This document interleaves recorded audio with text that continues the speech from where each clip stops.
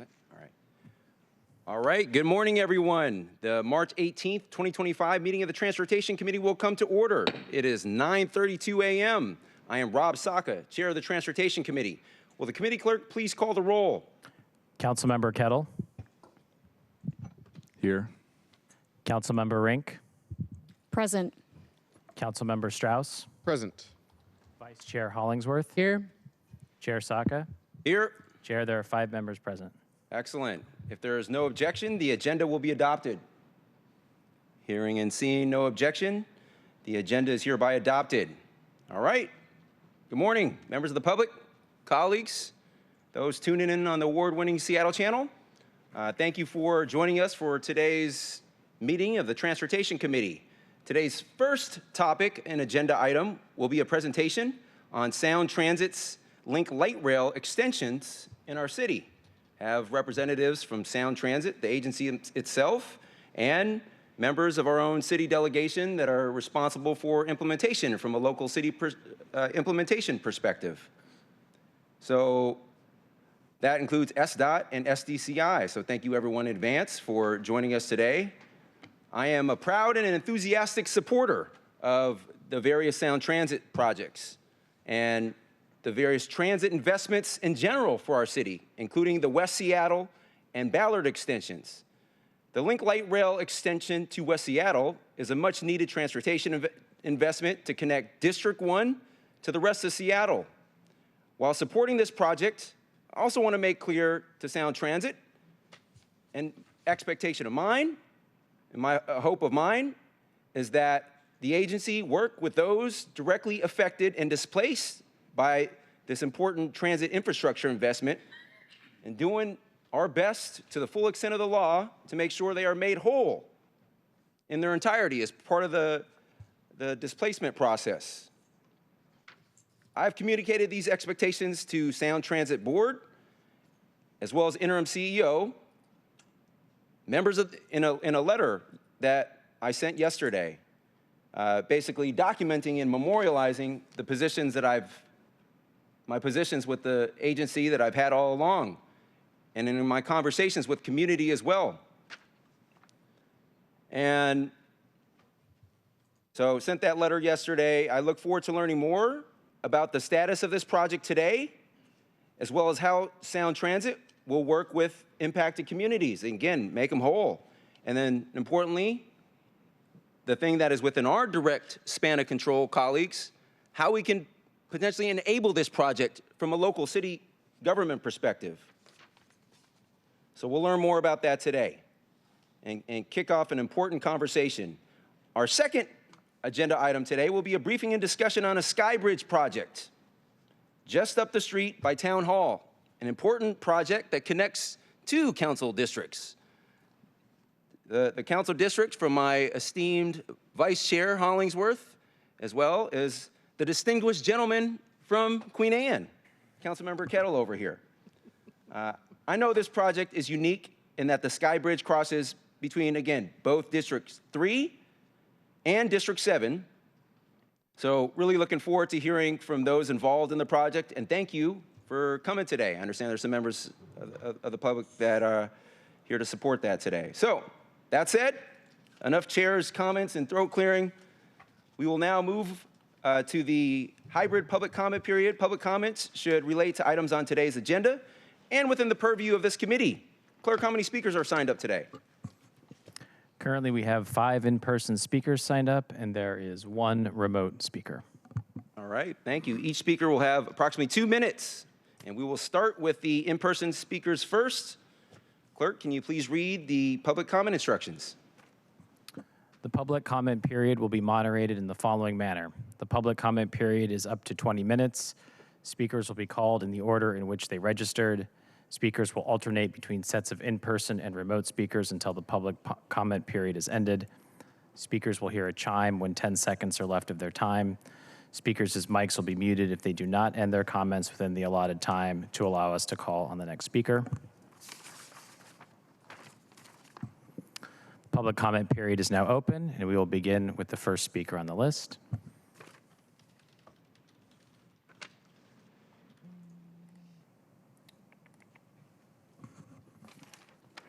First speaker is Jordan Crawley, followed by Doug Palmer. Good morning, council members. I'm Jordan Crawley, representing Alki Beach Academy, a child care center that has served hundreds of young children in Delridge for over 11 years. I've been hard at work with leaders from Seattle to Olympia, fighting for the nearly 70 businesses that will be displaced by the West Seattle Link extension. Let me be clear, I support this project. Equitable access to a regional mass transit network is essential to our growing community. Having grown up in West Seattle, I've experienced its growth firsthand and believe light rail is an important step forward for our economy and our environment. In 2022, I worked with the last council to make the city's support of light rail in Delridge contingent upon the mitigation of impacts to essential services. In 2023, I gathered stakeholders to develop ideas for securing just compensation for the displaced. Last year, I worked with the county to explore expanding grant opportunities for displaced community resources, and this year, worked with our legislators to draft and pass HB 1733, which carried unanimous support through the House and will raise the statutory cap on reestablishment expense payments. I've done all of this while raising kids, holding down a full-time job, and leading several nonprofits, but have seen nothing of substance from this council since 2023. With the exception of Councilmember Rink, we've seen no interest from this council in doing the work necessary to keep businesses like my family's in operation. We don't need letters of support. We don't need kind words of solidarity. We need action. Action that delivers the support necessary to ensure we continue to thrive while valuable projects like this link extension are brought online. Action that invests in community to expand access to essential resources, things like childcare, but also culture and arts education, grocery stores, gathering spaces, and healthcare facilities. I'd personally like to thank Councilmember Rink for continuing the work her predecessor began and encouraging the rest of this council to do this. Let's get something done for our community. Thank you.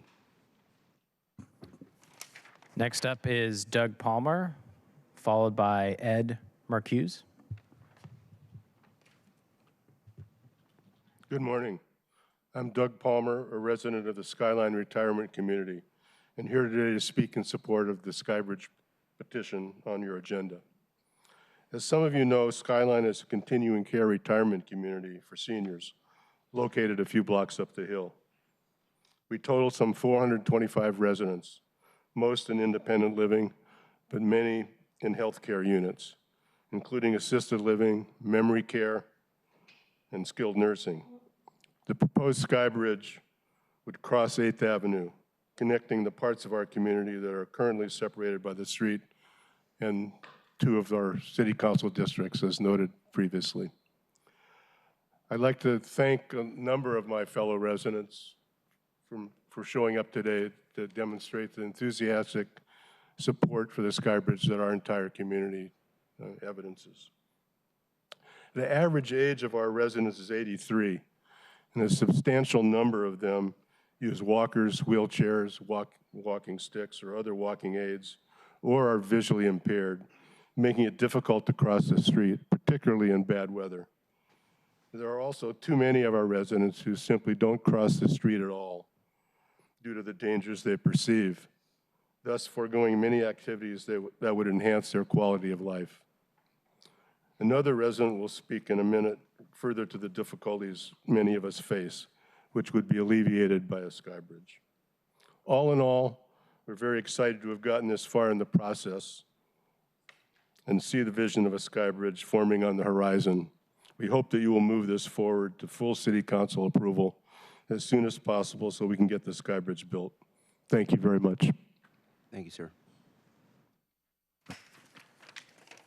Up next is Ed Marcuse, followed by Jim DeMaine. Good morning, and thank you for this opportunity. I'm a resident of Skyline. I've been there 3 years. When I moved in, I was normally mobile. Subsequently, due to illness, I now have to use a walker. What was a trivial trip between buildings is now a journey fraught with several barriers.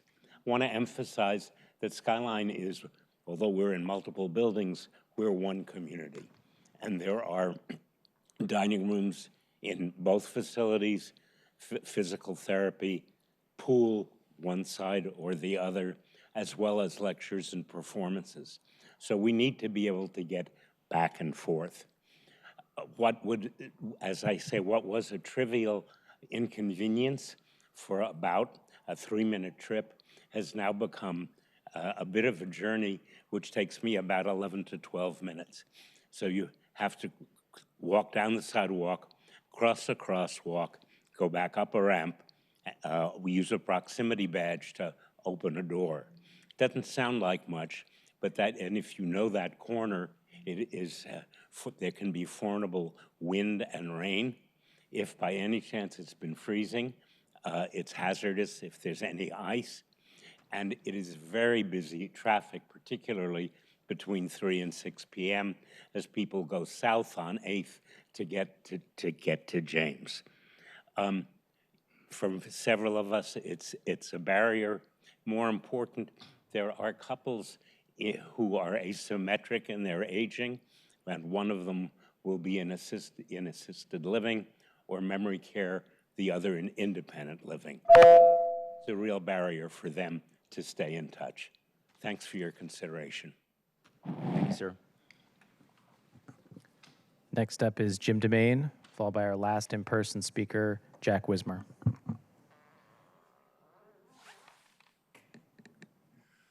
Thank you. My name is Jim DeMaine. I'm an 86-year-old resident of Skyline, having moved there from the east side more than 10 years ago. As planning took place for Skyline's new Olympic Tower, our residents advocated for a skybridge crossing 8th Avenue because of safety and disability access concerns. Unfortunately, the initial efforts to get approval did not work out, so the new tower opened subsequently in 2021 without a skybridge. A recent survey of Skyline residents showed that 96% of us strongly support a skybridge. We now find it very encouraging to finally be in front of your transportation committee.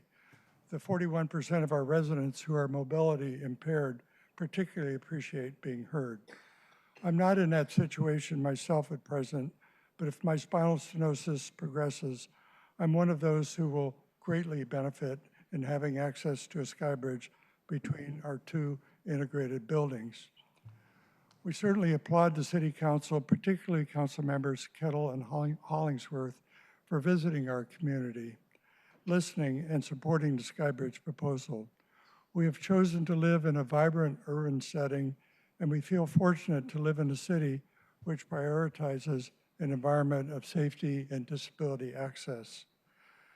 In brief conclusion, we urge you to move the skybridge proposal forward to the full City Council as soon as possible so we can get that skybridge built.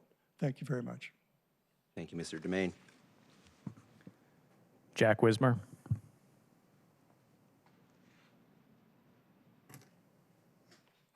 Good morning, Transportation Committee. My name is Jack Wisner. I live in District 6.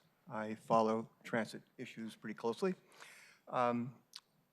I wrote an email to the members this weekend. I want you to pay special attention to the central staff memo.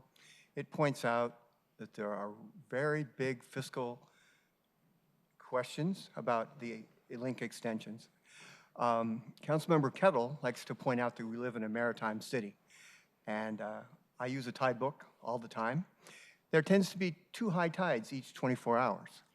We know the fiscal problems behind the West Seattle link extension, but we don't know about the second high tide that's coming. How big will the deficit be for the Ballard link extension? It's my guess that it'll be much higher. The fiscal power of Seattle is not strong enough to rescue ST3 link. There's probably going to have to be a reset. No matter how smart the planners are at SDOT or the Department of Waterfront, they're just like talented sweepers sweeping against the tide of red ink that's going to come. We also have the problem of a storm coming from DC. Do you think the Trump FTA is going to help Seattle? I suspect they will not. So please be very careful with our resources. I don't think the resources of Move Seattle can rescue ST3 Link. finally, please pay attention not just to the cost of building these extensions, but also to the benefits that they will provide. And the executive and the mayor are pushing an alignment that calls for a split CID station. And that's going to be bad for the system for 100 years. We need that proximate transfer between the lines. Otherwise, the system's going to be much weaker. Thank you. All right, thank you, Mr. Whistler. Okay, we'll move to our last speaker, remote. David Haynes. David, when you're given the go, please hit *6.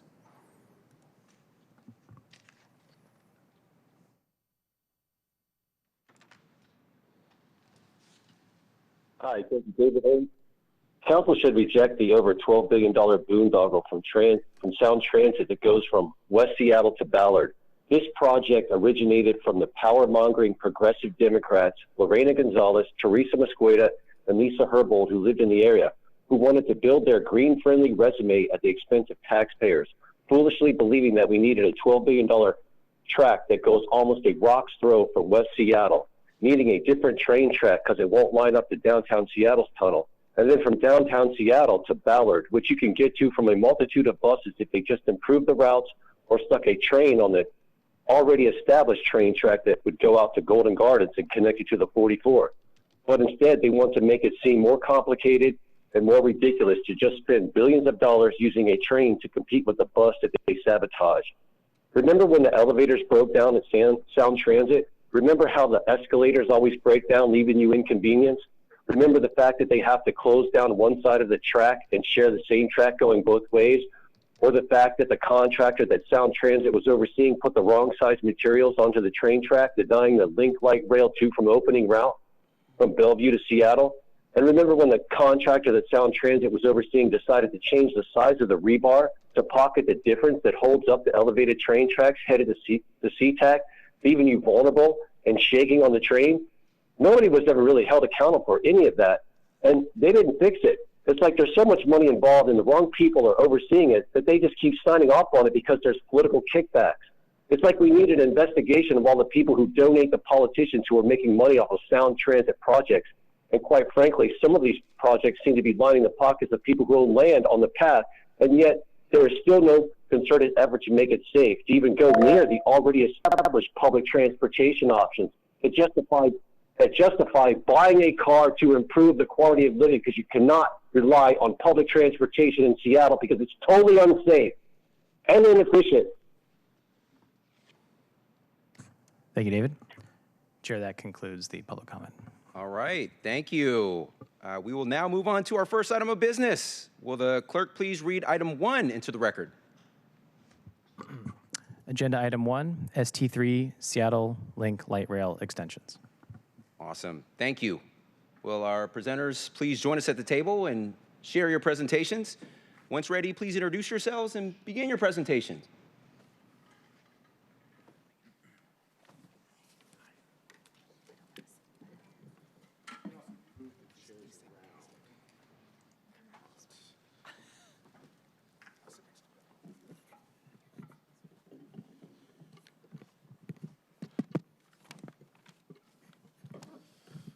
All right.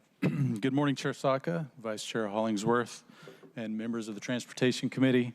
My name is Brad Owen. I am an Executive Director within Sound Transit's Capital Delivery Program, and I'm joined by my colleague to my left here, Jason Hampton, who is our interdisciplinary lead for the West Seattle Link Extension. Thank you for the opportunity to be here today. We're excited for the opportunity to share status updates for the West Seattle Link Extension and the Ballard Link Extension projects. I am new to Sound Transit. I joined roughly 6 months ago. I joined from LA Metro, where I spent 13 years building projects of similar size and capacity. And I'm excited to work on this project. These projects is one of the reasons why I decided to come to Seattle. This is an amazing program, an amazing opportunity, and amazing people building it. Before sharing some project updates, I also want to acknowledge the partnership that Sound Transit has with the City of Seattle, specifically as it relates to the ST3 program. First, we want to recognize Councilmember Strauss who supports us and provides leadership on the Sound Transit Board. Your representation of the city's priorities in the boardroom are appreciated. We also have a strong partnership in the executive branch, highlighted by Mayor Harrell's recent executive order to support the ST3 program and the light rail expansions. We're grateful for the collaborative relationship that helped us continue to build with Director Brady and the new Office of the Waterfront, Civic Project, and Sound Transit. And I'm glad that we have the hardworking peers, colleagues over at the City of Seattle to help us do this. So Jason and I are going to provide some updates. With that, Jason will jump into the presentation. Thanks, Brad. Chair Saka, members of the committee, our commission, thanks for having us here. Jason Hampton, Light Rail Development Manager for Sound Transit, leading the project development phase for the West Seattle Link Extension. I'm going to start with a couple of high-level slides to introduce the project and then hand it back up to Brad. This slide really highlights the key benefits of the West Seattle Link Extension project. The project reduces travel time from Alaska Junction to Westlake Station by 50%. A trip currently on a rapid ride bus that currently takes 30 minutes would be down to about 16 minutes with the project. It improves transit service frequency and reliability, especially when connecting through the tunnel up to Everett once the Ballard project is online, creating a regional network of light rail. It facilitates redevelopment of the station. So in addition to a lot of the affordable housing that you're seeing around stations today, we would have an incredible opportunity to develop around the stations in West Seattle. It also provides a travel option for reasons that may happen if the West Seattle Bridge or the Spokane Street Bridge is backed up or shut down for any reason, as it was most recently during COVID. Next slide, please. Just a couple of slides on the background, where the projects come from. So this slide shows the entire phases of the project starting back in 2017 following the ST3 approval in 2016.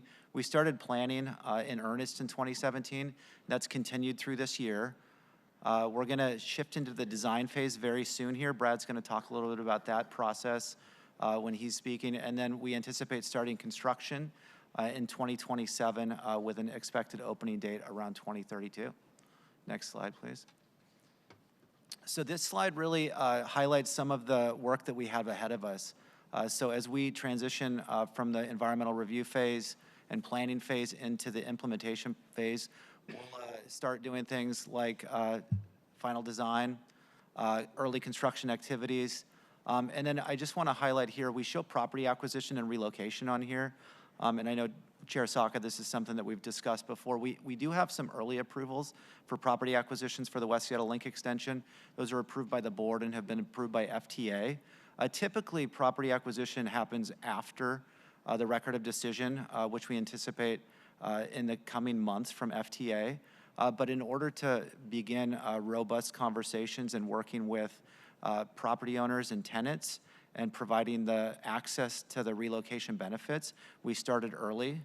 For those properties or businesses that haven't received approval yet, we're continuing to work with them to really help them understand what options will become available once we have that record of decision and can move into the more robust acquisition phase and work with them to find new homes in the community that they serve. Thanks, Jason. So as we move into, we give an update on Ballard in a moment, but I just wanted to recognize the motion that you see on the screen there, in recognizing some of the financial challenges and just the complexity of the projects in front of us. The board has introduced a motion for Sound Transit staff. This motion is directing staff to develop a work plan on programmatic, project-specific and financial opportunities to improve the agency's financial situation and move the West Seattle and Ballard projects through the design to inform the project baseline. This is being applied programmatically, not just to West Seattle and Ballard. And under our board's leadership, we are making good progress on this, and we'll be able to provide updates in the future. Next slide. So we're going to move into the Ballard Link extension for this piece. So Ballard project was included in the ST3 voter approved plan. It adds nearly 8 miles of light rail service, including a critical light rail only downtown tunnel. This tunnel is critical to the operations, the long-term operations of the entire Sound Transit built-out program. It also includes 9 new stations from the Chinatown International District up to Ballard. Next slide, we're talking about the environmental project timeline. So we're in the project planning phase right now that is shown in green. We plan to move into the design and construction phases following the planning phase. But as you can see there, we're roughly a year out from what we believe the end of the planning phase to be. The next slide, we're going to dive into the details a little bit so you can see the star in the middle there. We are here. We just completed additional NEPA scoping, and we are moving towards publishing a draft EIS for the Ballard Link extension sometime in later 2025. That will be followed by a formal comment period for the public and another opportunity for the board to confirm or modify the preferred alternative for the Sound Transit Board to modify the preferred alternative for the Ballard Link extension. As you can see there, 26, we're going to publish the final EIS and then return to the board for the project to be built. This slide shows the alternatives that are being studied, the full range of alternatives being advanced as a part of ongoing environmental review and preliminary engineering. The preferred alternative is shown in pink, and all other alternatives that are continuing to be advanced in environmental review are shown in blue. Please note that while all the alternatives are going to receive the same level of analysis in the EIS, PE is only being performed on the preferred alternative. In the Denny South Lake Union area, the preferred alternative is the Denny Westlake shifted north with a South Lake Union station on Harrison. And in addition, we have the original Denny Westlake alternative known as DT1, the Denny Terry alternative with a South Lake Union on Mercer known as DT2. We're also going to carry forward into environmental review the Denny Westlake shifted west alternative that would consolidate the Denny and South Lake Union stations. Next slide. Jason? Yeah, thanks. Just want to quickly go through the operating plan when the West Seattle Link extension opens and later when Ballard's open and the rest of the ST3 projects are online. Starting on the left, this shows the operating plan. The pink line, the number 3 there with West Seattle, would open with an extension from West Seattle's Alaska Junction neighborhood to the Soto station, and then passengers would be able to transfer to the, thank you, sir, to the 1 line shown there in green and travel south toward Federal Way in Tacoma or north toward Linwood. During that time, I just want to point out, because there would be a transfer at the Soto station, King County Metro will continue to run the rapid ride buses from West Seattle into downtown into the locations they serve today. So while people would have a new option to travel from West Seattle to Soto, they would continue to have that option they currently have, so they'd have different choices. In the operating plan for 2042, once the other ST3 projects are online and Ballard is open, the 3 line shown in pink would continue through the existing downtown Seattle Transit Tunnel north all the way to Everett, and the Ballard line would travel south through a new tunnel in downtown Seattle and continue to Tacoma. And of course, there would be connections to the 2 line when that opens across the lake out to Redmond, and then in the future, there's a planned Issaquah Kirkland line. That's what's illustrated here, along with the Tacoma Link Light Rail in orange at the bottom. And that concludes the presentation. Happy to take questions. Yeah, no, thank you very much, Sound Transit, for presentation today. And shortly, we'll introduce our city folks to let them get started from an SDOT and SDCI and central staff perspective, respectively. And colleagues, I encourage you to read Calvin Chow's central staff memo from last month, almost a month ago, that talks about many issues, including the city's role and responsibility. A very insightful memo here. This is just a copy, extra copy we printed out today, but my dog-eared and highlighted copy is at my desk. But great memo, great analysis, really tees up the issues. I'm gonna see if any of my council member colleagues have any comments or questions, but before we do that, I think this is a great opportunity, in part to address some specific concern that we heard 20 minutes ago from members of the public about the financial impact of the Sound Transit expansion project, particularly with respect to the West Seattle project. It's a widely known, well-documented, widely reported multi-billion-dollar budget shortfall, and Cal teased this up in the memo as well, and it's going to invariably result in some revised scoping, a deep analysis to discern, what kind of additional cost-saving measures could be taken. Ultimately, teeing up to the Sound Transit Board, I'm looking at my esteemed colleague, Councilmember Strauss here, who is our council representative to the Sound Transit Board, who are the decision makers in this. All that is to say, can you talk a little bit about the timeline to address that and how that impacts the project, and specifically in West Seattle? Question one, and I think this would be a good segue to our city delegation here to talk about the city's role and responsibility from a financial perspective to address that budget deficit or not.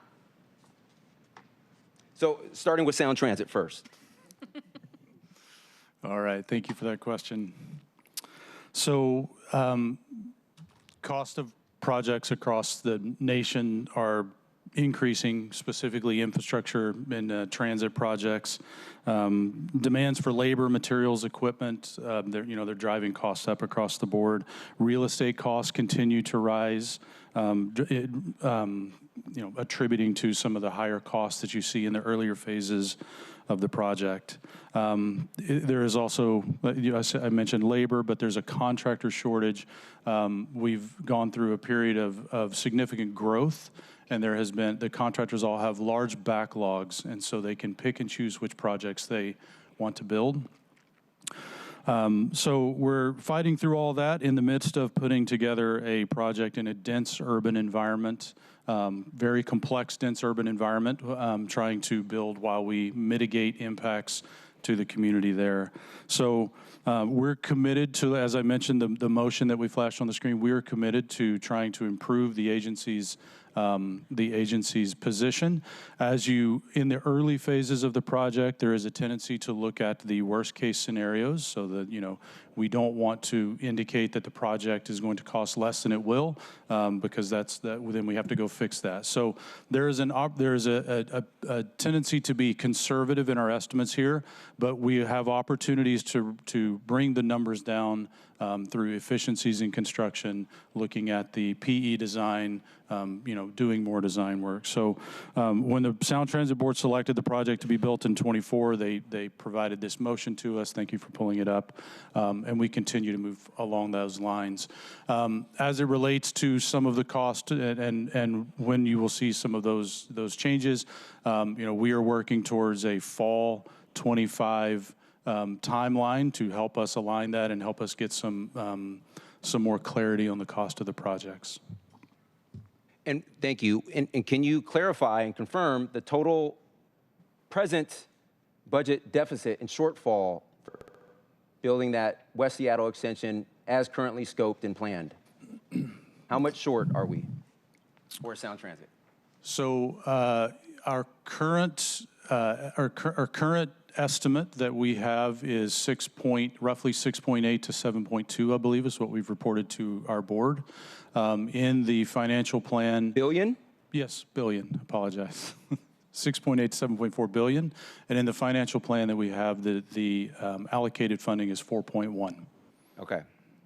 And the timeline you said you had in mind to potentially for board action is later this year, later this fall, to potentially address some of those scoping and cost issues? Yes, it's a multi-tiered approach. Some of the efficiencies we can realize in-house without board action. They're just means and methods in how we build things.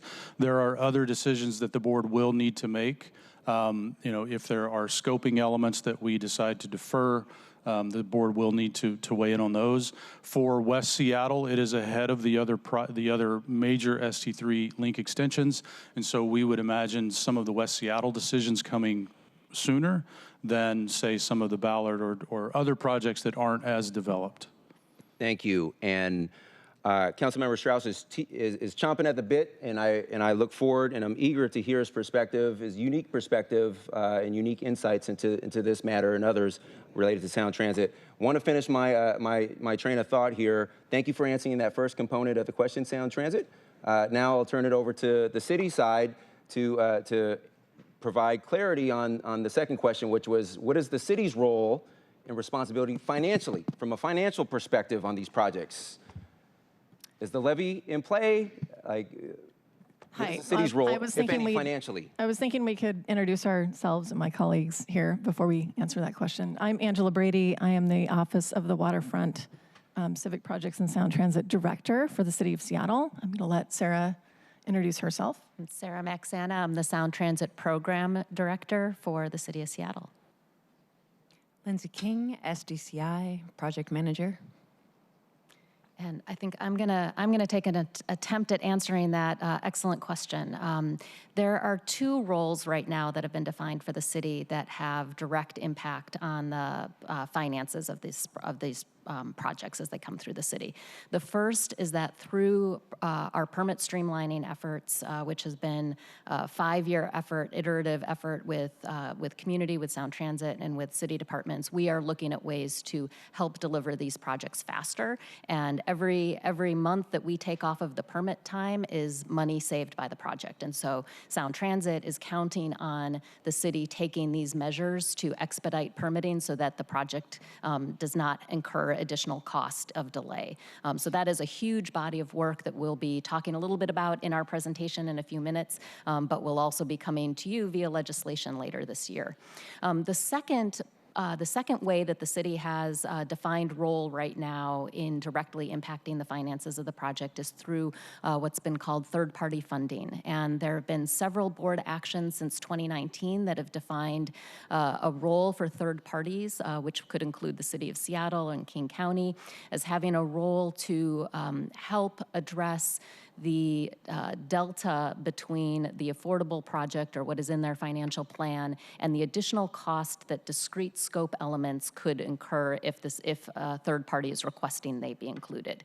And so dating back to 2023 in board actions, there was a delta identified, and in that board action, it was stated that the City of Seattle, King County, and Sound Transit would be working collaboratively to address that delta. That delta at the time was for both West Seattle and Ballard, and there have been a lot of cost changes that have happened and new cost estimates that have come out since then. And so the conversation is ongoing in the next couple years about what that third-party funding contribution will look like from the City of Seattle and other third parties. Thank you. So I'm hearing financially, we're on the hook from a City of Seattle perspective for two things that are ultimately enablement. It's not like we are directly responsible for construction, cost of materials and labor, it's permit streamlining, and then any kind of ancillary funding, like third-party funding, I think you called it, jointly with the county, King County, the city, others, not including but not limited to the city, the county, and others in addressing some of the potentially the delta. Can you provide examples of what that funding could look like, irrespective of where we sort of land on the total city investment? But what are some of the examples of projects or deliverables that third-party funding would contribute to?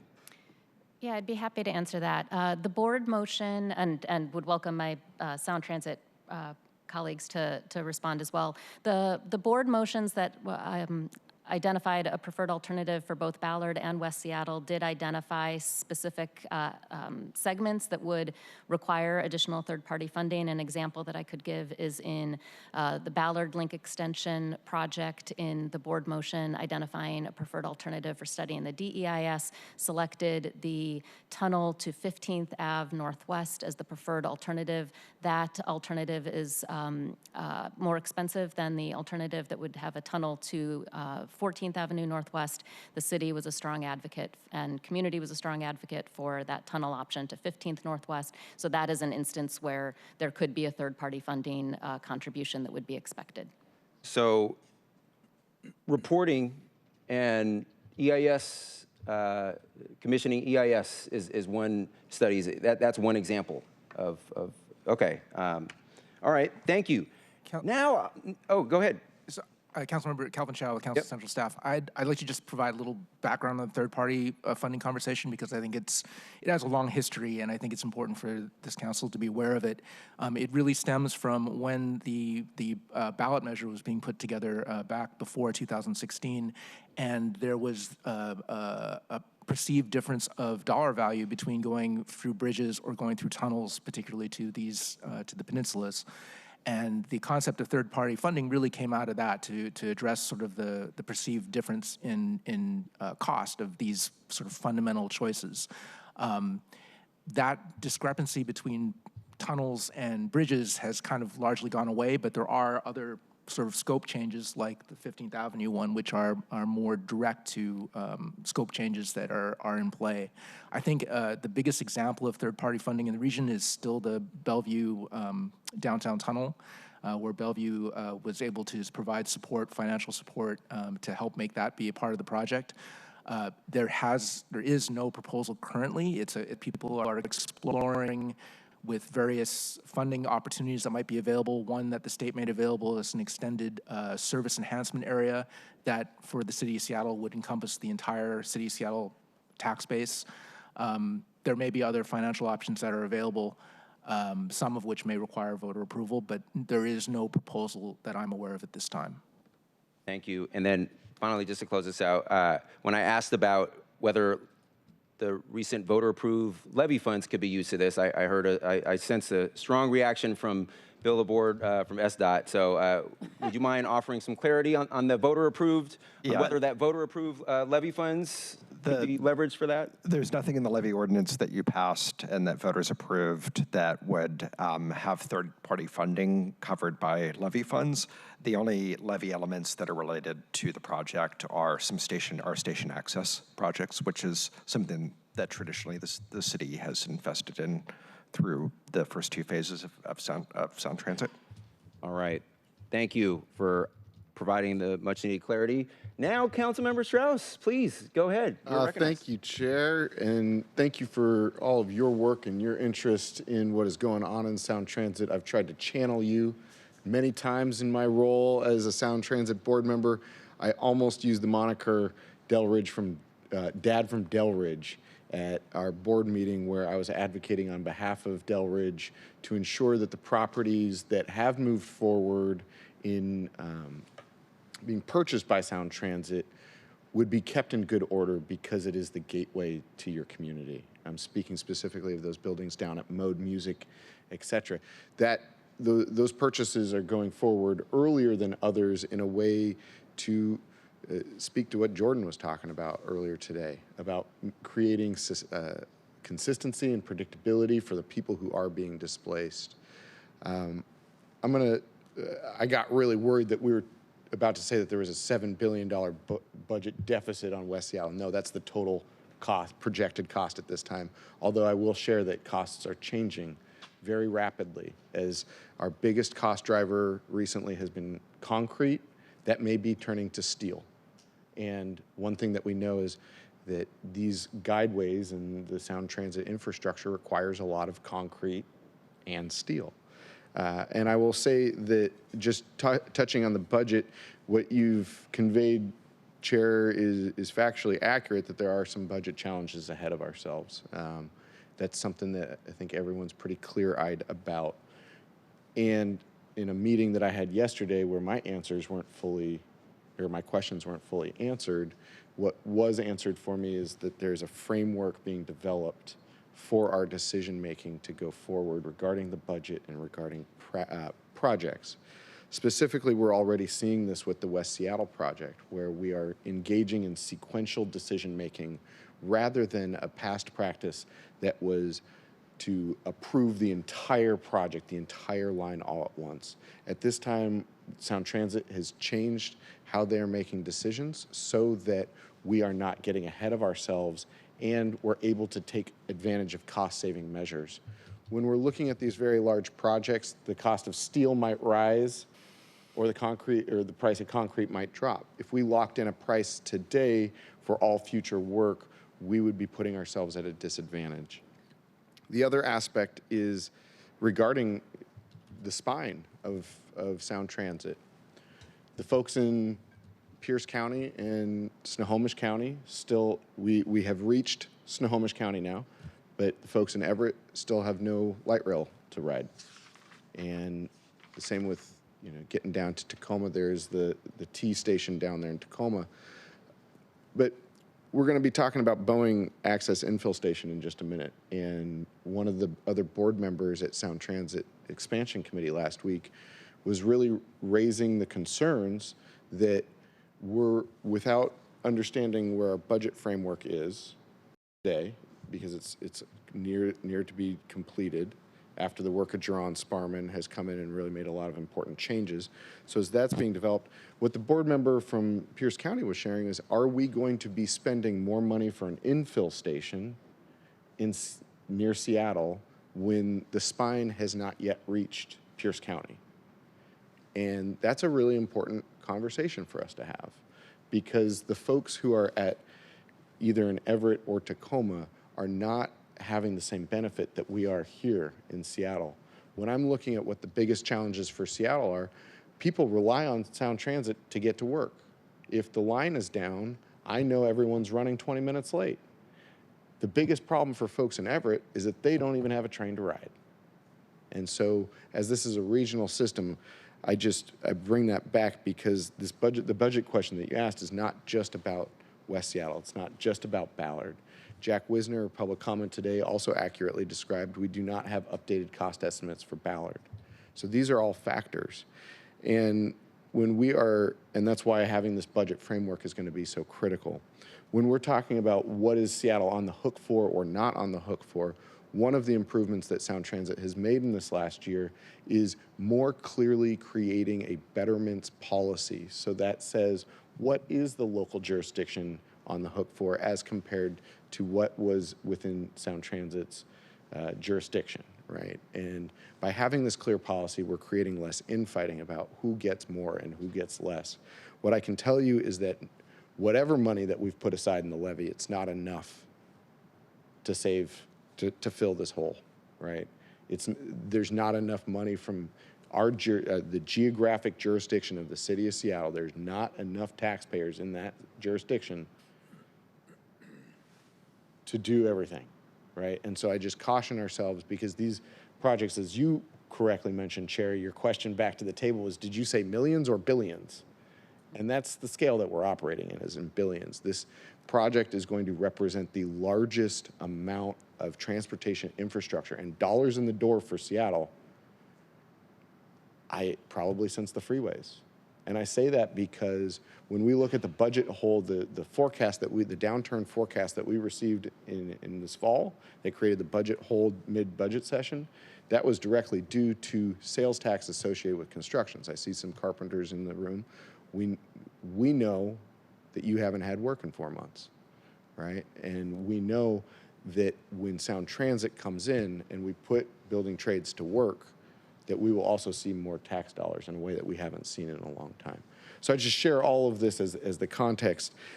When I am looking at how are we making refinements, and I've shared this at the Sound Transit board, there are 3 things that I look at for savings, because it's not just cost, but cost is one of them, time, and impact on community.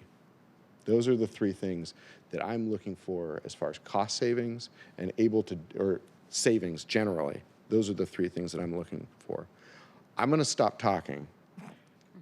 I'm going to just make one last plug, which is that May 10th, we're going to be opening 2 new light rail stations, not in Seattle, in Redmond. I wish that the contractor had correctly worked on I-90 so that we would be able to ride from Seattle to Redmond on May 10th. Alas, I'm still just as excited, and please, we should all go out there. I'd love to have you out there. May 10th, Redmond. Thank you, Chair. Awesome. Thank you. And before transitioning to our city delegation and our portions of the presentation, I welcome any additional comments or questions from the rest of my colleagues. Hearing, seeing none, let's pivot. Let's keep moving. Great. So Sarah will start off our presentation. I'll talk a little bit about the executive order, and then Sarah will round it out.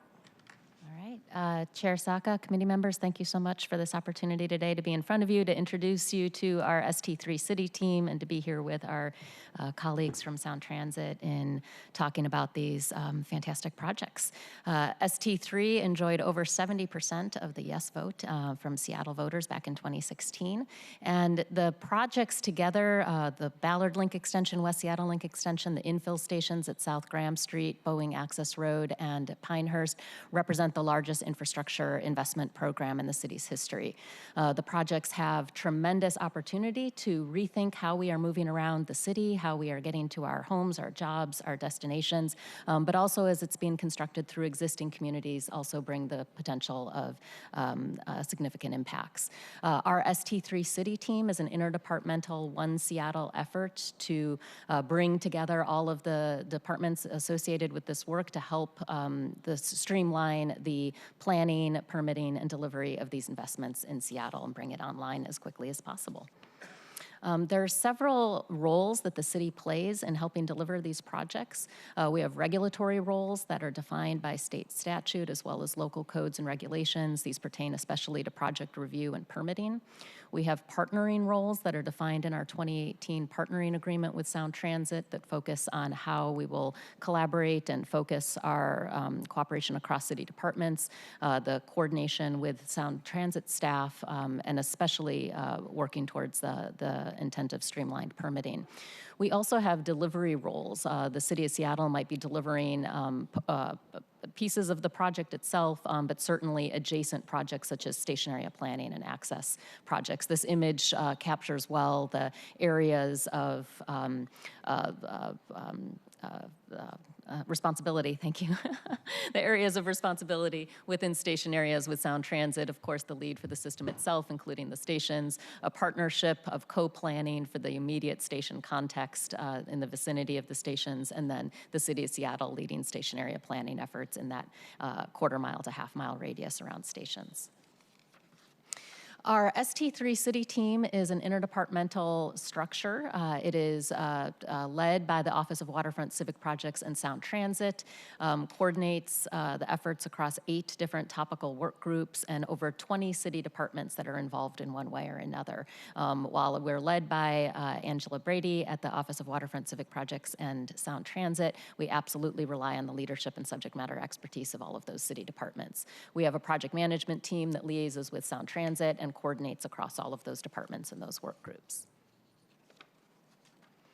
Just to give a flavor of the type of work that we're doing to help support the projects, giving a couple examples at Pigeon Point, where the West Seattle Link Extension guideway will be going across the West Duwamish Greenbelt and Pigeon Point. We're collaborating with Sound Transit in several ways, working on a restoration plan for that steep slope that focuses on ecological functioning and habitat preservation. SDCI is leading that work. We're supporting Sound Transit's creation of a tree and vegetation management plan that will describe all of the impacts to trees throughout the system, and establishing a replacement plan per city policy. The leads there, SDCI, SDOT, and the Office of Sustainability and the Environment. We're also identifying new parkland to mitigate the over 3 acres of parkland that will be taken out to make way for the West Seattle Guideway construction in compliance with Initiative 42. SDOT, Parks and Recreation, FAS are leading there. Not mentioned on this slide, but just other departments that have really pivotal roles: City Light, SPU, there's utility relocations happening throughout the system, OPCD leading all of our station area planning work. And I hand things to Angie. Sure. I'd like to spend a brief moment highlighting the mayor's executive order. It was mentioned earlier today, and was issued last month. It includes the city's One Seattle commitment to help Sound Transit expedite light rail expansion in Seattle to the best of our ability by launching 4 key initiatives. The first is the organization. We're expanding the Office of the Waterfront Civic Projects to now include Sound Transit under my direction. My office has a strong track record of working across departments, agencies, and communities to deliver major transformative projects in Seattle, and we're really excited to be a part of this one as well. So Permitting, our office will lead the development of legislation to streamline permit processes, and Sarah's going to talk more in detail about that here in just a minute. Resources, the executive order references the new 2025-2026 budget authority, which helps fund additional staff across city departments to support design, permitting, construction, and station area planning. And we'll be bringing forward a resource plan to council here in the coming months, sometime this year. And finally, rider experience. In collaboration with other city departments and with Sound Transit, our office will produce a 4-year work plan identifying key opportunities as it relates to the delivery of a safe and excellent transit experience, including station area planning and design, access improvements, and equitable transit-oriented development to help build connected communities. Thank you. So the next couple slides that round us out are an overview of the upcoming city legislation to support ST3. As Chair Saka noted at the beginning of this committee meeting, the city has specific roles in enabling the project or allowing the project to be constructed through the city. And there are a couple reasons for that. RCW identifies light rail as an essential public facility that is sometimes difficult to cite and lays out expectations for local jurisdictions to ensure that there are no codes or regulations or policies that are going to inhibit or make it or preclude the siting of light rail or essential public facilities. We also have our partnering agreement that establishes a mutual interest in delivering these products as quickly as possible to community members, and that requires collaboration in advance of permitting to streamline the permit review process. And it's through that work, that collaboration, that we've identified specific code-related issues that can be better, that can be amended in order to better facilitate the delivery of light rail in the city. And so coming up in the next year or two, we are intending to transmit to you several bodies of legislation. There will be land use code amendments for light rail facilities, and that is taking a look at all of our land use codes and identifying opportunities to streamline and facilitate the permit process to ensure that all of the ST3 projects are able to be permitted in an expedited manner. There will also be specific legislation to adopt the West Seattle Link Extension project. That legislation is required in order for the city departments to be allowed to issue permits. City Council must adopt the project. We will also have an ST3 City Team resourcing plan that will be delivered later this year. In future years, there'll be a similar action to adopt the South Graham Street Infill Station and the Ballard Link Extension project, as well as a variety of agreements pertaining to all of the projects regarding real property or right-of-way transfers, joint development, or other partnership agreements. There are numerous departments that are involved in all of these bodies of legislation, but again, it's that Office of the Waterfront Civic Projects and Sound Transit that is the framework for convening and coordinating across all of the departments. And with that, thank you so much for this opportunity, and happy to answer any questions that the committee has. Excellent. Thank you for this presentation and sharing out from a city perspective our roles and responsibilities here and how we can best enable this project. Our own central staff, Cal Chow, do you have anything else to add? No, I have no other comments. Thank you. Awesome. Thank you. At this point, I welcome any questions or comments from my colleagues, starting with Councilmember Kettle. Thank you, Chair Saka. First, I want to welcome the Sound Transit team. Welcome to the Seattle City Council, to the chambers here. It's something, in the den, although this is relatively quiet compared to other times. But we'll talk about that offline sometime. Also, to the new team that's been established with Director Brady, thank you for coming as well. And of course, we have SDOTs and central staff, always a key resource for us here on the central staff, on the council. So if you really want to know the answers, these two here at the end of the table are the key people. To start with, in addition to welcomes is thank yous, I really want to thank you. Public comments really important to our committees. I chair public safety. It's really important there. So I do, in terms of this topic, well, first I want to welcome our friends from Skyline community. But in terms of this topic, I do appreciate Mr. Wisner's comments. He replied to my my newsletter yesterday, which was a little bit separate but somewhat germane, and then, as he mentioned, a email over the weekend. It comes from a lot of different places related to sound transit. You know, I was listening to that topic being discussed on Seattle Nice podcasts. I see it in the Urbanist, which noted that they have an article about Pierce County going to Councilmember Strauss's point about this being a regional system with Mr. George joining the board there. It's really important to have this public comment. It really helps informed people like myself, who again has a bit of a focus on public safety, but it's important to get that on the ground community input.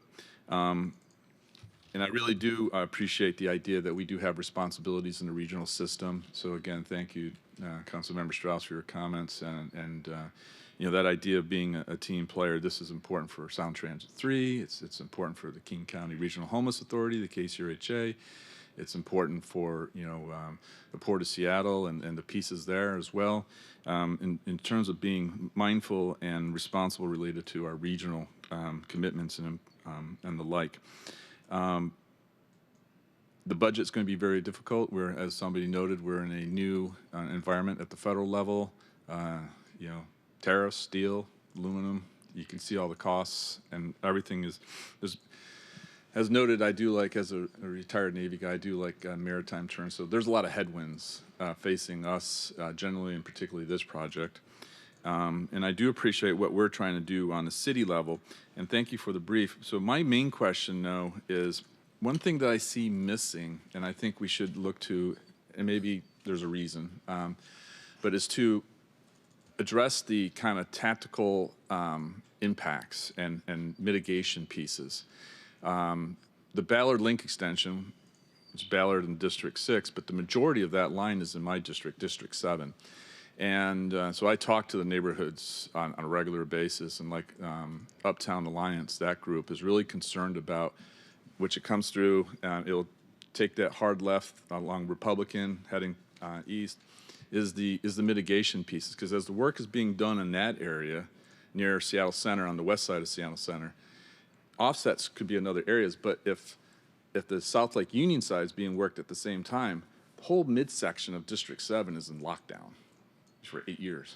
And so I'm really concerned about how do we work this in such a way that people can still live their lives, people can still move. You mentioned the Sound Transit buses, I mean not Sound Transit, but the King County Metro buses. That's one thing. But if because of the construction, like Republican's going to be an open pit for I don't know how many years, these are the things that we really need to address and think about early. And it's not mentioned in the slides, in either set of slides. And I just want to raise that because nothing will turn people off on a project by, you know, and I recognize there's going to be pain. And as someone who went to school in Boston, I think about the T. At some point, that had to be painful. More recently, the King County Metro. I had 3 tours in D.C. You had to be Metro. And overseas, and I lived in London, England, Stuttgart, Germany, and Moscow, Russia. All have great public transit systems. No doubt there was this period of pain in order to get it to where they are today. But how can we look to mitigate that? How can we ameliorate that situation? So that's one of my main concerns. I just wanted to raise it because I didn't see it in the slides, and I just wanted to take the opportunity to bring it up. So thank you all again, and thank you, Chair.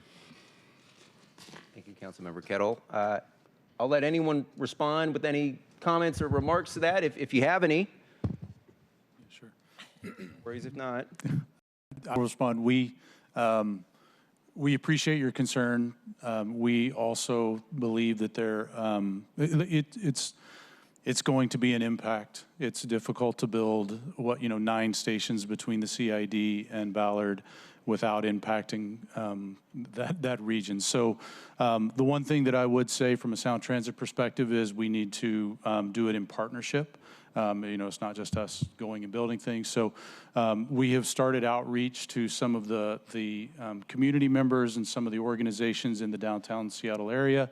Going to continue that all the way up through Ballard, and this goes for West Seattle as well.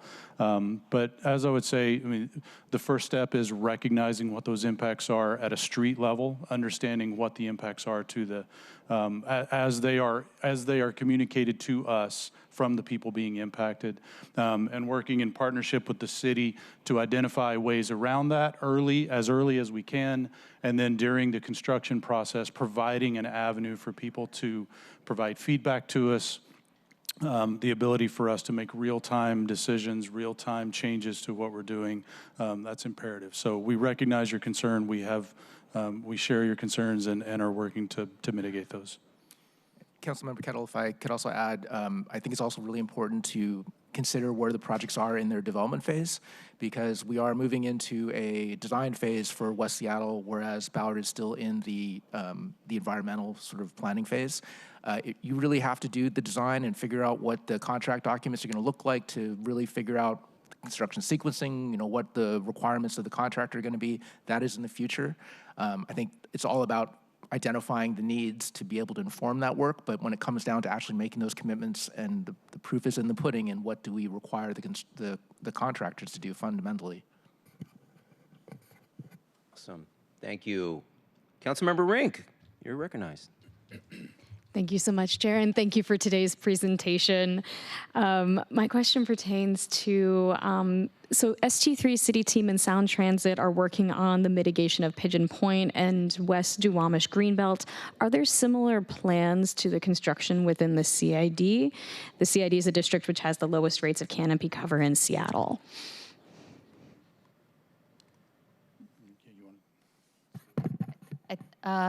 Yes is the short answer. I'll note that Chinatown International District station areas are part of the Ballard Link extension. So while there's a lot of work that's happening identifying mitigation for West Seattle because of where West Seattle Link is in the process, Ballard is still in the planning and environmental phase, so we're not quite as far along as we are in our partnership with Sound Transit there. I will note and point to our efforts with Sound Transit in King County on the South Downtown Hub planning effort, which is an 18-month planning process that's identifying well in advance a variety of mobility and access improvements that can be made to identify challenges in that community around those stations, as well as other community identified priorities. And that effort is culminating in I believe an implementation plan that's expected later this year. I'll note that there's a community workshop. The next major community workshop is on April 2nd, coming up in a few weeks, where there'll be a reporting out on some of the community-driven mobility improvements that have been identified. Fabulous. Thank you for that. And I know as a car-free, now I'm a bus commuter, but I was a light rail commuter for a number of years. And so really, again, appreciative. And I know how much, having service to light rail is important and really life-changing for a number of folks who are trying to commute. And so certainly want to make sure that we're able to expand, but also mindful of mitigating some of the impacts of these expansions and really rooting community in these discussions about how are we moving forward? What will these projects mean for community? So appreciative of your work, and we'll have to make sure that we're partnering and mitigating those impacts. Awesome. Thank you. Anyone else? Oh, go ahead, Councilmember Strauss. Just thank you, Chair, just because Councilmember Kettle started talking about the line going through D7. The portal should be in Dravis, which we're still debating is a D6, D7. The maps say one thing, we say otherwise. I just joke because in the same way that I represented Councilmember Sock at the board, I also represented you, Councilmember Kettle. The board made the decision to purchase the bank across the street from Dick's Drive-In, and having a similar conversation of that's in the heart of Uptown Lower Queen Anne. It is in the heart of a community that Sound Transit's face to the community cannot be boarded up buildings. Right. So just wanted to put that on the record. Back to you, Chair. Awesome. Thank you, Councilmember Strauss. Final question or questions from my perspective, if you wouldn't mind turning back to the second to the last slide where it says expected city legislation. All right. I note that it lists 3 specific pieces of anticipated legislation this year in 2025. I guess first off, that last one, SC3 City Team Resourcing Plan, is that anticipated to be an executive proposed budget item? Thank you for that question. It is in regards to the set aside in the 2025 budget for ST3 staffing resources that were put in Finance General, and the expectation would be that we'd come back to City Council, or the executive would come back to City Council with a proposal for how those resources would be spent. Got it, thank you. And what is the anticipated timeline in that particular proposal? Q2. Q2, Q3, sometime in there. Yep. All right. Spring, summer. Okay, cool. Thank you. And then with respect to the first 2, so the land use code amendments, can you talk a little bit about the anticipated timeline for for transmittal by the executive on that one? And then can you also clarify with respect to the second item listed there, the adoption of West Seattle Link Extension Project, is that the same thing as the SDOT transitway agreements feature? Legislation? Okay. There's 2 elements to it. There's an ordinance that relates to the transitway agreement that would append the an exhibit of the West Seattle Link extension to the transitway agreement by ordinance. And there would also be a resolution by the City Council that adopts the alignment itself. And those are the 2 elements that are necessary to formally adopt the project by the city. Got it. Thank you. And can you confirm and clarify the anticipated timeline for those executive proposed transmitted pieces of legislation? We are waiting on the record of decision by the FTA and the resolution of any SEPA-related issues with the FEIS, and so hopefully very soon. Got it. Well, thank you. I guess I'll just close out by saying I want to thank everyone for joining us today. I really appreciate this presentation, really timely in terms of us better understanding Sound Transit's plans, this important transit investments for not just our city that benefit just our city, but our entire region.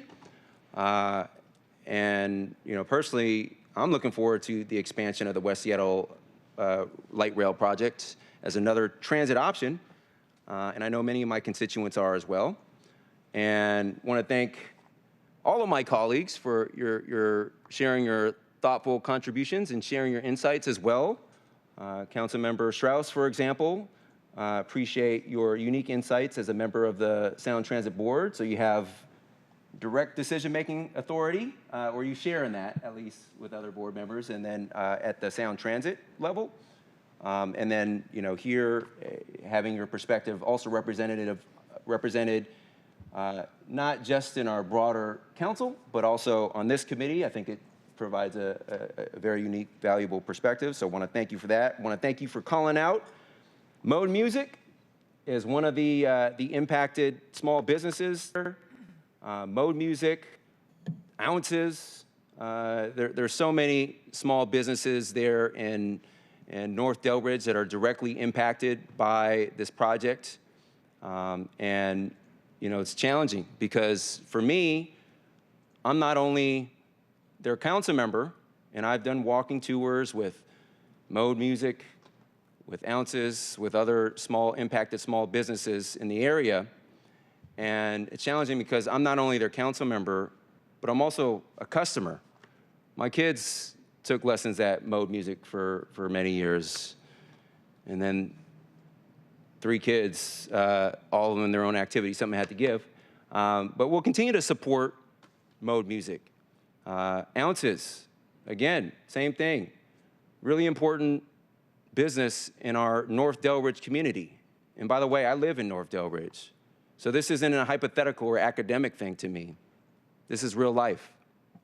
And I think another thing that I heard here from everyone, Councilmember Kettle, Councilmember Rink, even Councilmember or Vice Chair Hollingsworth, in conversations we've had offline about this, everyone here is deeply concerned about the impacts of these projects on communities. And everyone is laser focused on making sure that we work hard to minimize those impacts. And that looks like a variety of things. But we're all focused on it and looking forward to continue to build upon some of those efforts to make these communities whole. And really important work. Easy to say what you're against, but I am for transit, unapologetically. And I'm also for minimizing impact on impacted communities and affected communities. So in any event, and again, thank you, Councilmember Strauss, for your representation on behalf of our city and service on behalf of our city on the Sound Transit Board. A little confusing for some. As chair of our city's transportation committee, I don't serve and I don't have a voice or say on Sound Transit's decisions because I don't sit on the board. And some people think, oh, chair of the transportation committee, you should. No. Ideally, I would have loved to. And that was one of the things I would have probably lobbied a little harder behind the scenes, after taking office to try and get a seat. But we only have a certain amount. But I do want to thank Councilmember Strauss for his collaboration and making sure that my feedback is represented in his choices and his representation of our city. And my sense is he probably does the same with other council members. But I appreciate your collaboration. You've been a great partner so far in all of this, and more to come, of course. But I'm glad we are capably represented by you on the board. Go ahead. Thank you, Chair. And I would say you do have a voice on the board, and that voice is through the partnership that we have and through Mayor Bruce Harrell sitting on the board as well. One thing that you brought up, which is why I raised my hand again, I thought I was done, which is just correctly describing the unique oddity of being both a Sound Transit board member and a Seattle City Council member. And oftentimes having to switch hats in the same meeting with SDOT and with Sound Transit, or with City Light and Sound Transit. One thing that I might just share on the record that would be helpful from our transportation committee here at the City of Seattle is to have our partners back to discuss the at-grade crossings on Martin Luther King. It is one of the most dangerous sections of our Sound Transit alignment. And I know that SDOT has been doing a better job. I don't see a better job, but I will say that behind the scenes, there have been some wrinkles we've had to iron out. And so with your partnership bringing greater attention to those at-grade crossing safety improvements, I think would be helpful. Absolutely. Thank you, Councilmember Strauss. And talking now about pivoting to our Vision Zero programs and investments. And we had, you'll recall, colleagues and members of the public, we had a Vision Zero briefing from the Seattle Department of Transportation, one of our last briefings. On one of the maps, we noted a hot zone, high injury area, or network, or whatever the terminology is called, in that same exact location. So yes, we'll definitely invite Sound Transit and SDOT back later this year to talk more specifically, to follow up, to give a Vision Zero update briefing more generally, and then diving a little deeper on that specific area, maybe a few others. So if you're amenable, Sound Transit, thank you. All right, well, there we have it. So thank you, presenters. I'm not seeing any other questions or comments from my colleagues, so we will now move on to our second item of business. Will the clerk please read item number 2 into the record? Agenda item 2, Resolution 32166, a resolution granting conceptual approval to install, maintain, and operate a pedestrian skybridge over and across 8th Avenue North of Cherry Street, as proposed by FH LLC, DBA, a skyline in the First Hill neighborhood. All right, thank you. Will our newest presenters please join us at the table and share your presentation? Once ready, also introduce yourselves and begin your presentation. Good morning, Liz Schwitzen, Council Central Staff. Good morning, Michael Jenkins, Director of the Seattle Design Commission. Good morning, Amy Gray with the Seattle Department of Transportation. Good morning, Mark.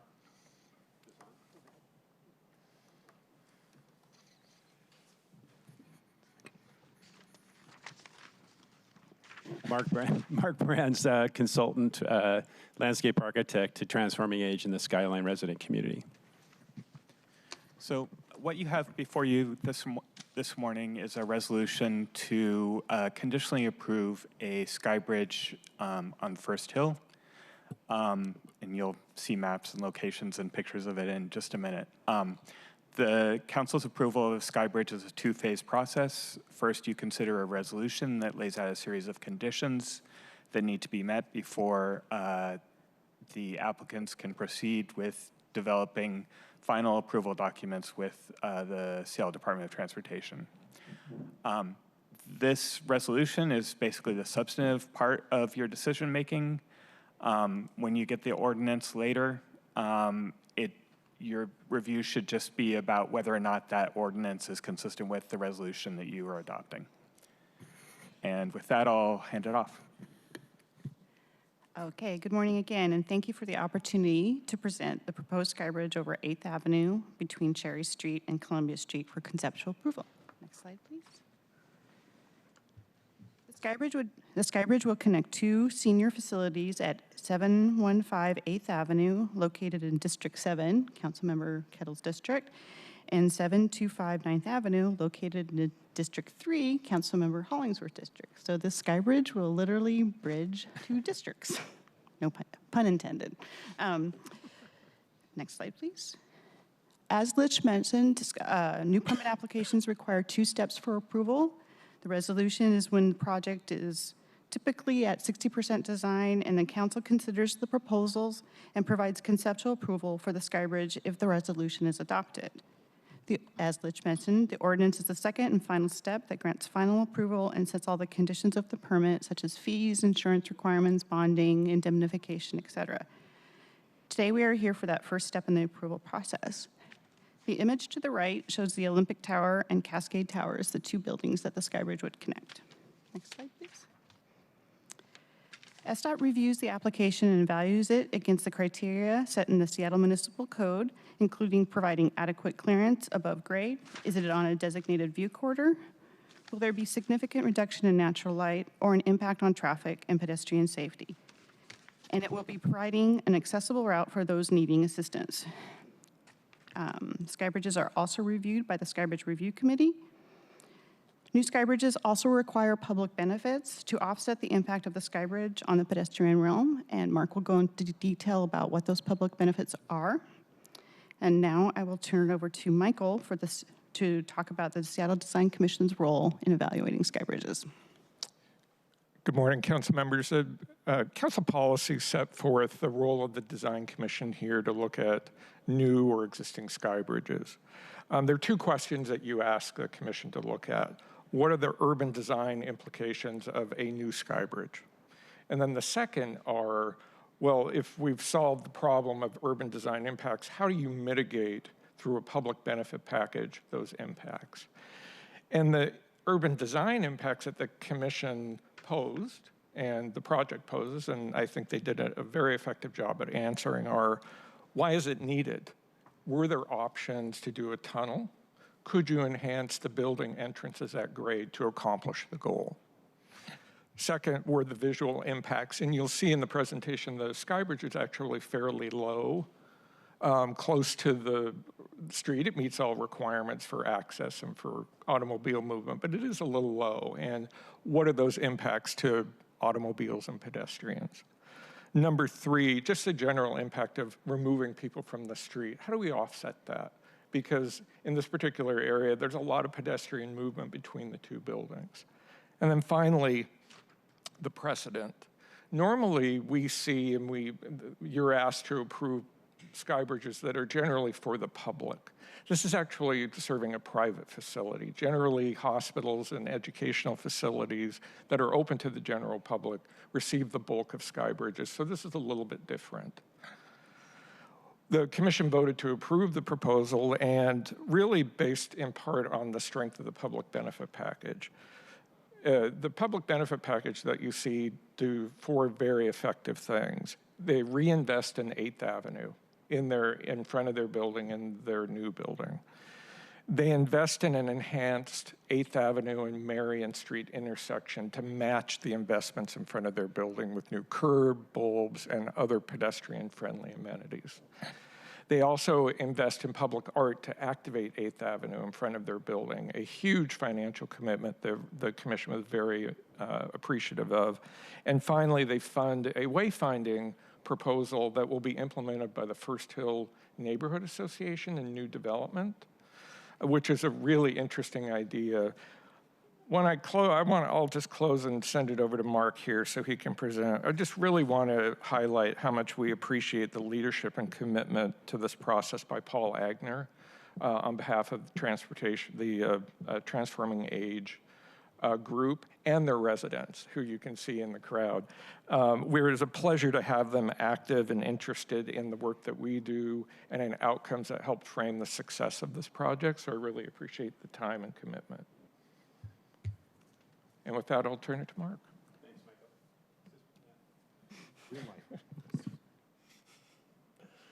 It's not working. Okay. Can you hear me now? No, Ian. As Amy said, I mentioned, we do span 2 districts. Okay, here we go. There you go. Thank you. Mark Brandt again, Site Workshop, Landscape Architects representing Transforming Age in the Skyline community. So this graphic shows how we span the 2 districts. So there are two blocks. On the right of the screen is the Cascade Tower, on the left, pink box is the Olympic Tower. So we span those 2 districts. And I want to thank Council Members Hollingworth and Kettle for listening to the Skyline community very early on in this process. Well over a year ago, you took the time to meet with them and hear the merit of the case that Michael explained. So it's significant because it's an aging community, and we are bridging 2 facilities that are vital to their livelihood, both mentally and physically. And so we really appreciate your time. This is a zoom in of the actual block. So north is up, Columbia Street on the top of the page, and the 8th Avenue. The blue line shows the 2 districts and how the bridge is actually spanning it. The bridge is over 100 feet long. It attaches directly to each building with no footings in the street. It's a 66-foot right-of-way, so we are here today to ask for the turn permit for that 66 feet. It's approximately 11 feet wide. We do have existing street trees as well, and so we have really threading the needle to make sure that we are not impacting the existing street canopy that exists in First Hill and on the street.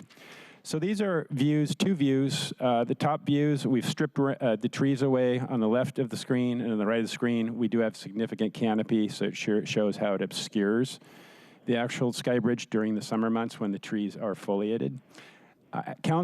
Commission asked us to look at the sky bridge and think about it as more of a pragmatic, more utilitarian piece of architecture that fits within the Skyline Tower vernacular. Or language. And so that's what we did. We stripped that down and really focused our energies down on the street level where it impacts the community. Bottom of the screen is looking to the north. Again, view to the left is stripping away the street trees and then adding them back. It shows again how the street tree canopy does obscure the view for a portion of the year. Public benefits, as Amy mentioned, we are obligated by code to provide public benefits, and as Michael mentioned, we worked directly with our community to come up with these. First Hill has an amazing community organization called the First Hill Improvement Association, otherwise known as FIA. They have an urban design public space committee that's been around for decades and helps steer private and public development. And so the first stop, in fact, part of our committee is members of the Skyline community and of the Urban Design Public Space Committee. They have, one of their key initiatives is the park-to-park loop. So this is a walking loop leveraging city streets, rights-of-way, to connect Freeway Park to Yes Sir Park. And so that's the yellow line on there. So all of our benefits our public benefits benefit the community and enhance that park-to-park loop. And I'm going to go through these in detail. The first 2, open space and public art, work together. That's a direct frontage of the Skyline community. It's a deep setback within their property that acts as a parklet. This third one is a intersection, pedestrian streets. And then the fourth one is a wayfinding program that is going to benefit the entire loop. So we're developing prototypes. So these are the 4 benefits. The top 2, again, are the public art and the open space that work together in the deep setback. I've stripped the trees away on the right of screen so you can see the improvements. So this is really creating a parklet space, leveraging both right-of-way and the deep setback at the Cascade Tower that exists today. So we're reimagining this, working with public artist Nori Sato, really happy to work with her to interpret these elements and integrate them into the landscape to create an inviting space for everyone, so publicly accessible space. Bottom left of the screen is 8th and Marion pedestrian improvements. These are curb extensions, or bulbs as we call them. It reduces the crossing length across the street, slows cars down. This gets very busy, especially at rush hour, as people pick up, drop off, and leave to go home or come to work. And so we are calming streets down in really a residential street, and hopefully encouraging them to go up to the arterials to access the freeway where they're headed to. And the final one is an important one to First Hill Improvement Association. It is prototyping a new wayfinding program that we've worked with, interpretive wayfinding signage, that we work directly with Seamless Seattle program, so that's the Urban Design Department within SDOT, to come up with a new typology of signs. And this is quite exciting because it actually is a boilerplate for other neighborhoods to do the same. So if you've walked Market to Mohi, gone down to the waterfront recently, this is the same consultant that's helping us with the interpretive wayfinding program, so we're very excited about that. And then last slide is the public benefit matrix. I won't get into this detail, but it itemizes, it quantifies and describes what we're doing, and it also puts a cost, associated price, to what it's costing the developer to produce these. And this is just a hard cost, so the construction costs. There are all sorts of permitting and soft costs that are associated with that as well. Amy, I'll hand it back to you. Thank you. And I'd like to point out, too, that public benefits, there's no cost to the city to maintain and operate them on the long term. They are maintained and operated by the permit holder for the life of the skybridge. So it's something that the city does not take on ourselves. So we are here today, SDOT, to recommend City Council conceptually approve the proposed pedestrian skybridge. And if the resolution is adopted, SDOT will prepare legislation later this year to bring the term permit ordinance to you for final approval. And thank you, and we're happy to answer any questions. Awesome. Thank you so much. As I'll take questions from my colleagues in just a moment, but first, just to double click on something that our own central staff expert Lish mentioned at the outset of this briefing in terms of like the two-phase approach in the process for our review and consideration and possible approval of these kind of proposed permitting and alley vacation requests. The opportunity for council to provide any directional guidance or feedback or suggestions is now. Is not at the ordinance stage, at the last mile. And I know, my understanding is that the department and the review commission works hard to make sure that that guidance is ultimately incorporated alongside impacted communities. So I suppose it wouldn't be unprecedented if people wanted to change things at the ordinance level, but it would also significantly delay and muck things up. So now, if we have comments or feedback or suggestion, is the time to do that. In any event, colleagues, welcome comments, questions, starting first off with Councilmember Strauss. Thank you, Chair. Thank you to the team here today. Mark, always great to see you. Amy, Michael, wish we could see each other all the time. Want to focus in here about the precedent. And colleagues, the reason that I focus here first is because we have good practice to not permit new private sky bridges. So I want to dig into that because there's a reason for that. And I see everyone with bated breath now. I am seeing this as an exception to that precedent, but I want to first explore that precedent and why we have it there. So I'll give you the punchline now. I'm not leading us anywhere. Careful. But when was the last sky bridge, public or private, permitted? When was the last private sky bridge permitted? Why can we dig in a little bit more as to why don't we do this? because there's good reason behind it. Yeah, SDOT takes the responsibility of administering Title 15 very seriously, and in it, it states that we limit the proliferation of sky bridges. So like Lish says, it's generally for hospitals or public institutions that are fully public, we're more accommodating in them. Because of the impact on the pedestrian realm, there's a structure that everybody can see, and it also takes people off the street. So we take that responsibility very seriously. The last time we permitted a new sky bridge, it was Swedish First Hill expansion, and it's over Minor between Columbia and Cherry Street. And it was originally granted approval in 2016. Swedish ran into some delays with construction, and so it got extended in 2021 to continue forward. And there's also an alley vacation, there's also a tunnel, so it's a big package there. The public benefits at the Swedish Minor Skybridge are similar: open space improvements, art elements, enhancements to the sidewalk and the intersections, things like that.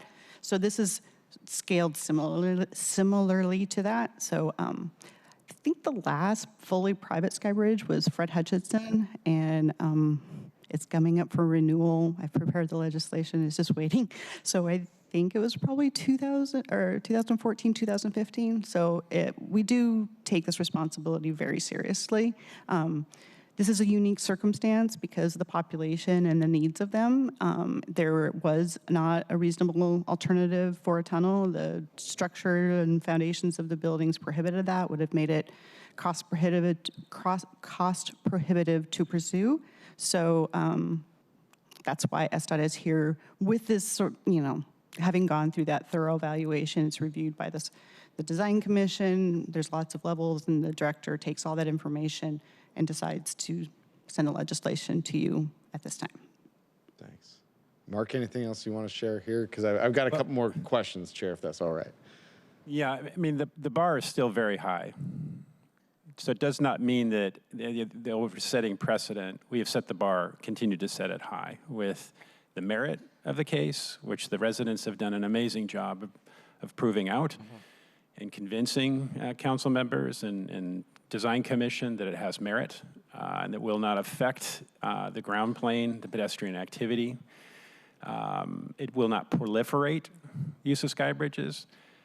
But it also gives, I think, council some discussion points here about policy and about what you might charge other, and it's say a low, income project, and what you charge that is at your discretion. So there are tools that you can use to make this equitable. This is a community that can afford it. There are no qualms about that. But there's a group of residents that need it, and that is consistent through the city. So what can you do as a council to affect, using your own toolkit to consider another sky bridge? We'll have to go through the same process. That does not change. But what it costs them can. Yeah. Really well said. And for me, if there were two buildings, private development for anyone to rent, I would not see that as being a good reason to add another sky bridge to our city.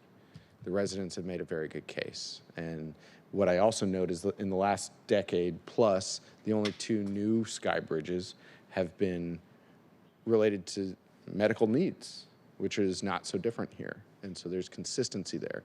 It is the importance of tying the decision to a reason if we're making an exception, right? Because the issue here is that sky bridges may feel good right now, which is different than an alley vacation or a tunnel. Tunnels we don't see. Because if we decide willy-nilly to put sky bridges throughout our city today for what we believe a good reason, Councilmember Saka, I heard at a recent transportation committee or city council meeting, you being very upset about a sky bridge in the public realm. And so as our city changes, what doesn't change is when we create this built environment. And that, for me, is the reason that we have to be very careful about sky bridges in a different way than we do tunnel permits. With that, colleagues, you may or may not know that Mark lives in a house that before he lived there, I delivered the Ballard News Tribune to. And that's how small this city is. And Mark, if you don't know already, there may be a pit crew on your street this week as part of brunch. So I think that's happening on Saturday. I go back to, sorry, I digress from my point. I go back to the point of sky bridges and tunnels being different for the city of Seattle than other places in our country. In places like Minnesota and Wisconsin, you see sky bridges and tunnels used at a very high rate because going outside in the wintertime takes 15 minutes to get dressed and undressed. Whereas in Seattle, with our more mild climate, this creates an environment for most people to be able to navigate the public space in a way that if we have a proliferation of sky bridges, it mucks up our built environment. And so I just say that the residents have made a very good case, and I think that it meets the needs for the exception in this case. And part of that is because of the amount of public benefit that you've provided the built environment for people to experience. And I do just want to put a plug, another Ballard connection, a friend of mine, JR, runs your dining facility. So if anyone has complaints about the dining facility, bring them to me after the committee. But thank you, Chair. Awesome. Thank you. Councilmember Hollingsworth, Vice Chair. Thank you, Chair Saka. And just on the note of Councilmember Strauss, I remember going to the Skyline community, and when they first said the Sky Bridge, the first thing that came to my mind was the Sky Bridge on Bon Marché. And they said, no, that's not what we're talking about. Understanding that this is a different type of Sky Bridge and the needs that is associated with that. And I also want to point out the sky bridges in Minnesota are not as pretty as this one that has been designed as well. So that is noted. Thank you, Councilmember Saka and your team for actually putting this on the agenda. I really appreciate you all listening to this and putting this really important issue on here. Also want to thank SDOT for their work as well. The Design Commission, Mr. Jenkins, also Mr. Mark as well for introducing us into this early on. And then also Mr. Palmer, who you are the chair of the Skybridge Task Force. And you are very persistent, my friend. So I just want to thank you. Anytime I saw you, hey, Skybridge. And so I just call you Mr. Skybridge anytime I saw you. I also want to thank my colleague, Councilmember Kettle, because I know we have listened to this and have been understanding the issues for a long time regarding the Sky Bridge, and I know you all have been working on this long before we got here, and it was a no-brainer for us when we heard about the medical needs and the health piece to that, and connecting the two communities and understanding that there was assisted living in one area, there was a health component in another, and how people might, have a husband in one area and a wife in the other, and how just, making that connection to folks was incredibly important. And I've had the chance to walk along 8th up and down, and ever since that we have really decommissioned Madison to be more of a transit-friendly, to elevate buses and lanes, that there's a lot of traffic that comes on 8th for people to get to and from the freeway, and they just speed down through there, and how incredibly unsafe that is for folks, especially if you're walking back and forth between the two units. But I also want to add that I do believe that the Sky Bridge that's going to be on District 3 side is going to be more beautiful than the Sky Bridge part on District 7 in Councilmember Kell's district. So anyways, but I do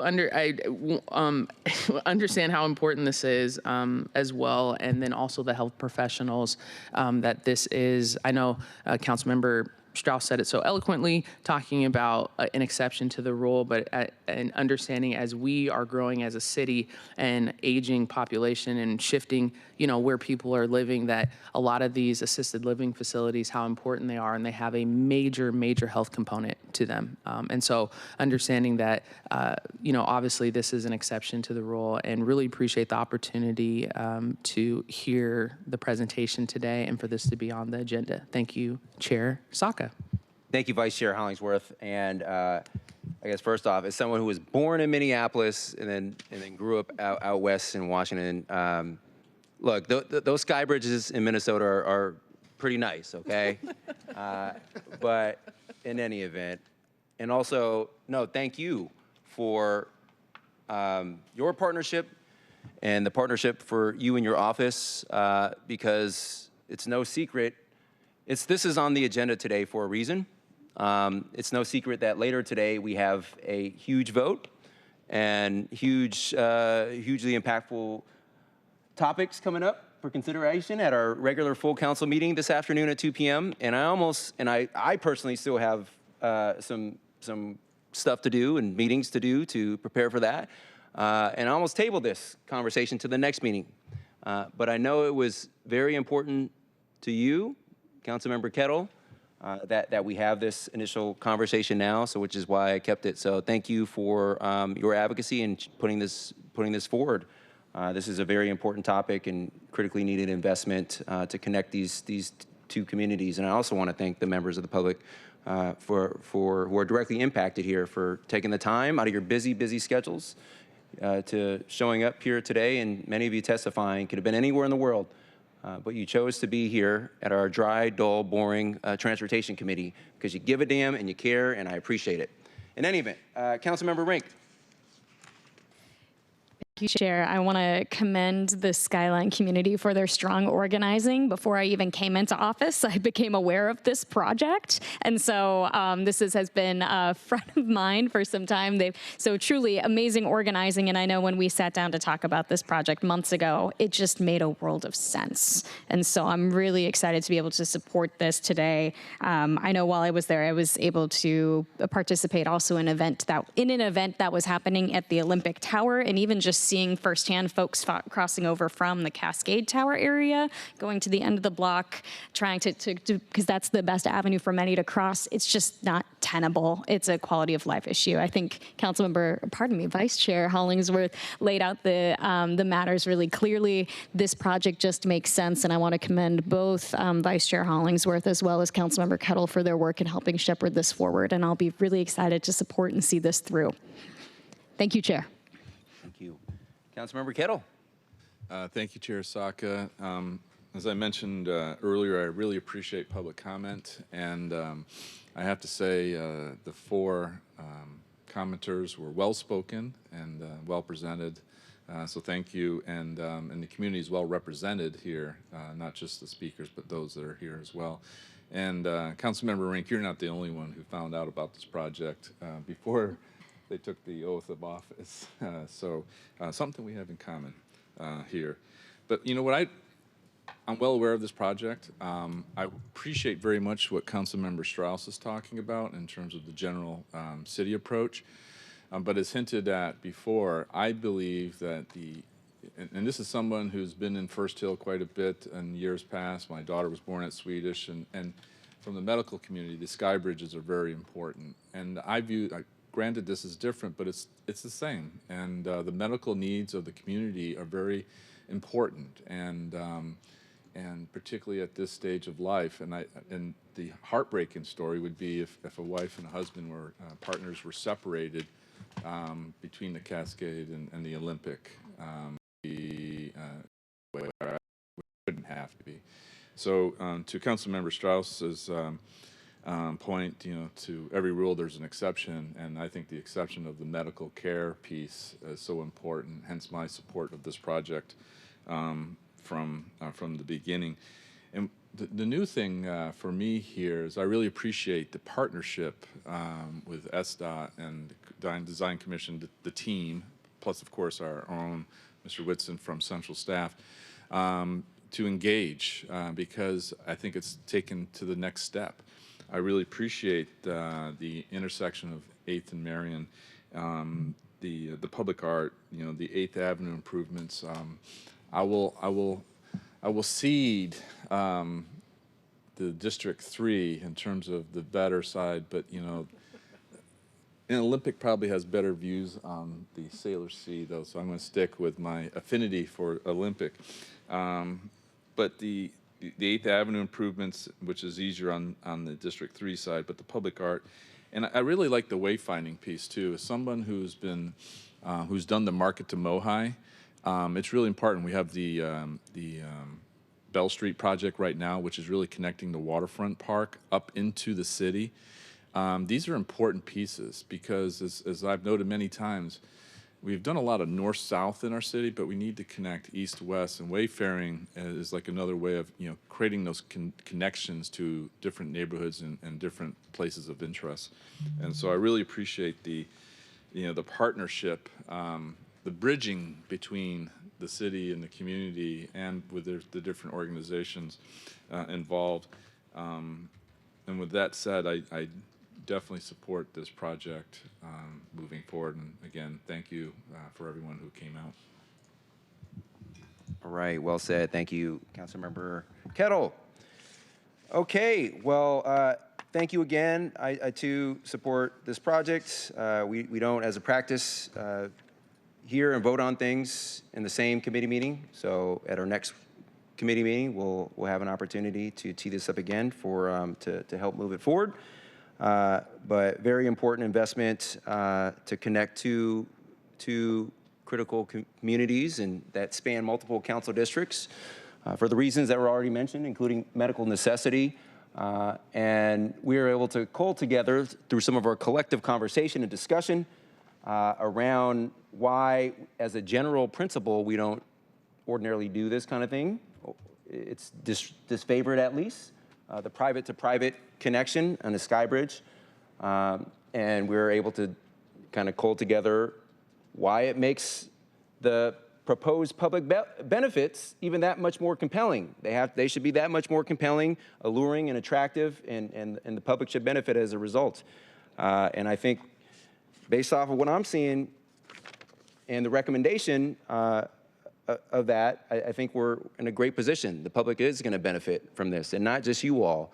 And as people in the audience and watching online probably know, our city has a unique opportunity. Not just our city, cities across the country, but to do better to address traffic deaths and serious bodily injuries on our roads. And so I think this skybridge connecting your communities will allow you to not have to take a sidewalk trip to connect to that next facility, to see a friend, seek medical treatment, have an appointment.